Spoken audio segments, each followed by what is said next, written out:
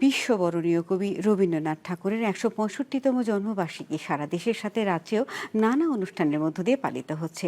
আজ কাকভোর থেকে কোথাও প্রভাত ফেরি, আবার কোথাও কবি প্রণামের মধ্য দিয়ে কবিগুরুর প্রতি শ্রদ্ধাঞ্জলি অর্পণ করা হয়। একটি প্রতিবেদন।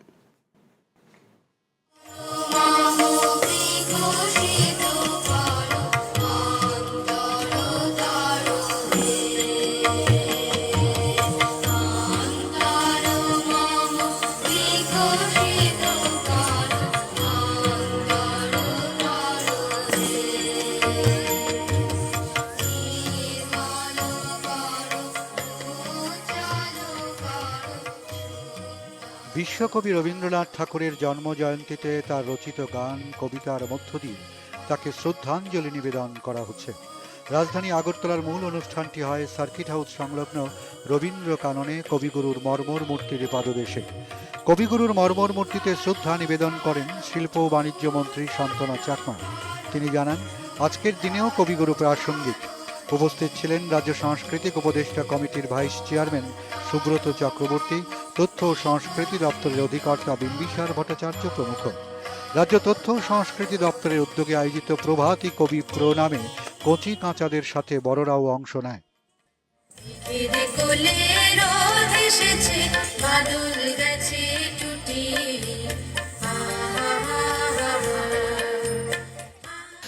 আমাদের কবিগুরু রবীন্দ্রনাথ ঠাকুর এমন একটি ব্যক্তি ছিলেন, উনি সাংস্কৃতিক ভিত থেকে শুরু করে, উনি দেশপ্রেম থেকে শুরু করে সমস্ত দিক থেকে উনি একজন ব্যক্তিত্ব ছিলেন, যাকে কোনোদিন আমরা ভুলতে পারবো না।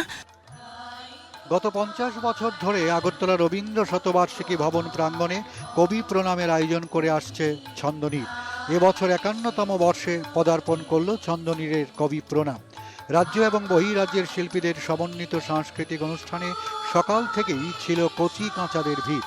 প্রভাতী কবি প্রণামের পাশাপাশি রাজ্যের প্রথিত যশা চিত্রশিল্পীরা রং তুলির ক্যানভাসে তাদের অভিব্যক্তি তুলে ধরছিল রবীন্দ্র ভবন চত্বরে।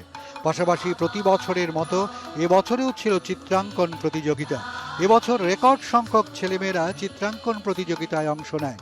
প্রতি বছর ছন্দনীরের কবি প্রণামের প্রতি সারা রাজ্যের শিল্পীদের আগ্রহ বাড়ছে, জানালেন সংস্থার প্রতিষ্ঠাতা সদস্য সমীরণ রায়।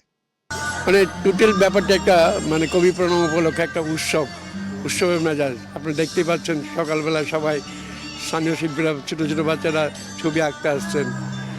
এটা আর আমাদের মধ্যে সীমাবদ্ধ নেই, এটা এখন সার্বজনীন উৎসব।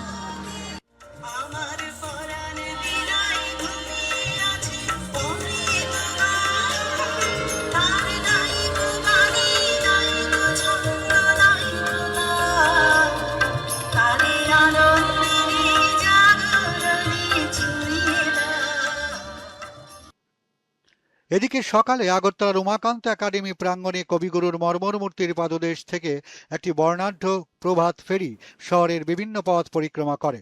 সংস্কৃতি বলয় এবং সংস্কৃতি হাটের উদ্যোগে এই প্রভাত ফেরিতে রাজ্যের শিল্পী, সাহিত্যিকরা অংশ নেন।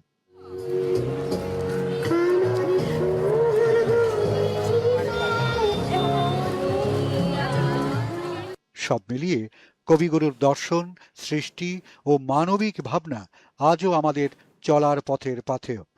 দূরদর্শন সংবাদ, ত্রিপুরা।